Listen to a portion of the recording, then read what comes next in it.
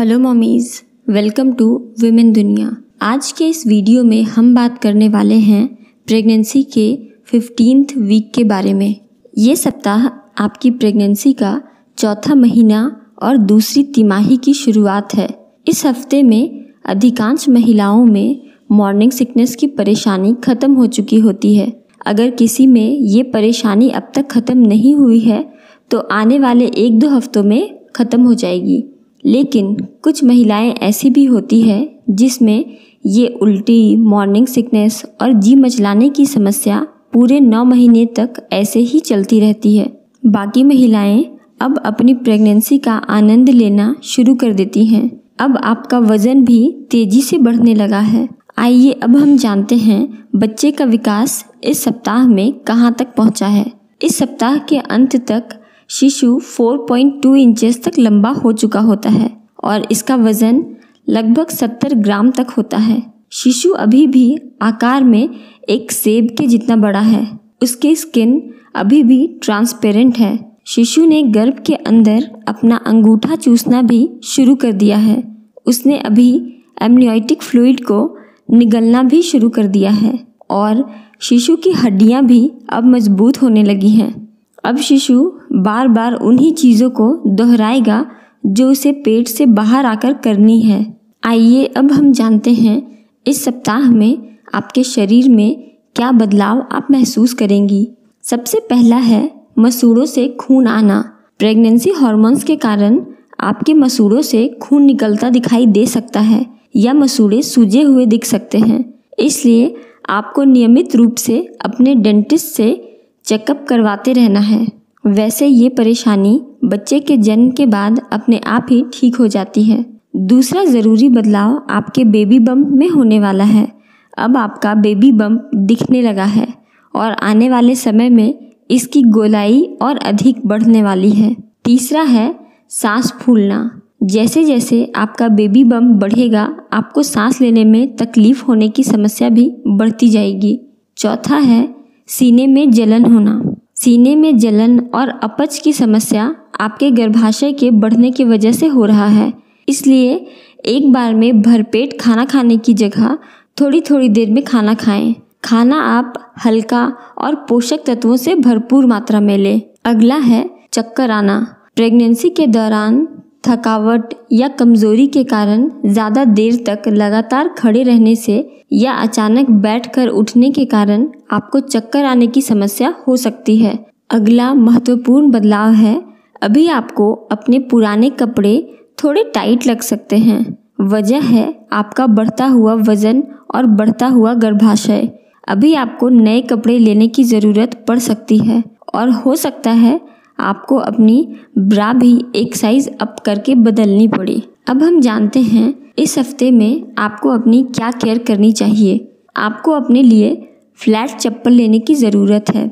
इस समय हील्स पहनना बिल्कुल सेफ नहीं है।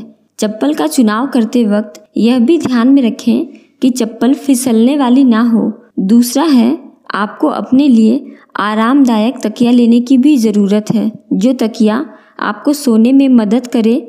आप मुलायम तकिया लें और अपनी ज़रूरत के हिसाब से जितने चाहें उतने तकिए लें। इस समय आप गर्भावस्था पर लिखी किताबें या अच्छी किताबें पढ़ सकती हैं। गर्भावस्था के दौरान किताबों को पढ़ने से होने वाले बच्चे पर बहुत ही सकारात्मक प्रभाव पड़ता है।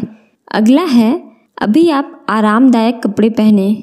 कोशिश करें कि आप सूती के कपड़े पहनें और ज़्यादा टाइट फिटिंग के कपड़ों का चुनाव ना करें। अभी आपको अपने खाने में फाइबर युक्त भोजन को शामिल करना है, जैसे केला, ब्रेड, संतरा, मटर, ब्रोकली, एप्पल, पालक, आलू, स्ट्रॉबेरी आदि। अब हम जानते हैं इस हफ्ते में आपको क्या नहीं करना है। गर्भावस्था के दौरान वज़न बढ़ना सामान्य है, पर तेज़ी से और बेहिसाब वज़न ना बढ़ने दें।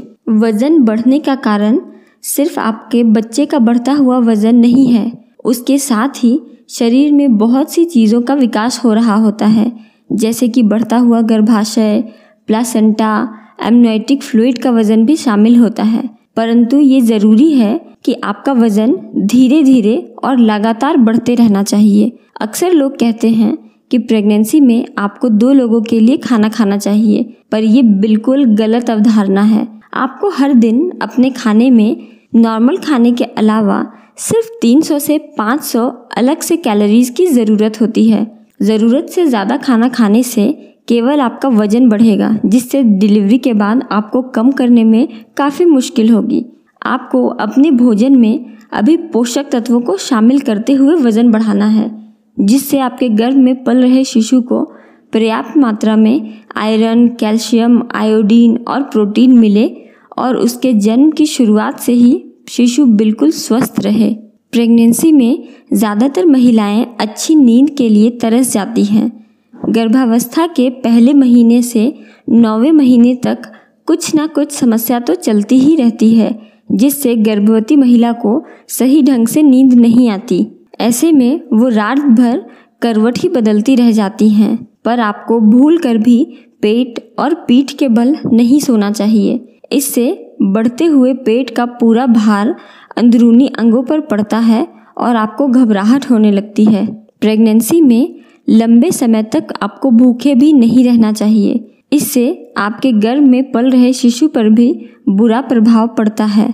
अगर आप पहले दिन भर में 3 हैवी मील लेती थी, तो अब आपको 3 की जगह 6 छोटे छोटे मात्रा में कुछ ना कुछ खाते रहना है। कभी एक सेब खा लिया, तो कभी एक संतरा ले लिया, कभी एक कटोरी दही ले लिया, तो कभी एक गिलास दूध पी लिया। ऐसे ही आपको 5 से 7 बार दिन भर में खाना है और भरपूर मात्रा में पानी पीना है। अगर आप एक कामकाजी महिला हैं और आप ऑफिस में काम करती हैं, तो अपने साथ हमेशा पानी की एक बोतल रखें। साथ ही कुछ हल्का स्नैक्स भी आप अपने साथ लेकर जाएं। काम के साथ साथ आपको अपना ध्यान भी रखना है। हर घंटे में कुछ देर के लिए ब्रेक लेकर टहलें और कुछ ना कुछ पौष्टिक खाती पीती रहें, जैसे कि जूस, नारियल पानी, कोई फ्रूट, प्रोटीन बिस्किट, सैंडविच या ड्राई फ्रूट। तो आज के इस वीडियो में हमने बात करी है प्रेगनेंसी के 15th वीक के बारे में। अगर ये वीडियो आपको पसंद आई हो तो वीडियो को लाइक, शेयर और सब्सक्राइब करना बिल्कुल ना भूलें। Thank you for watching.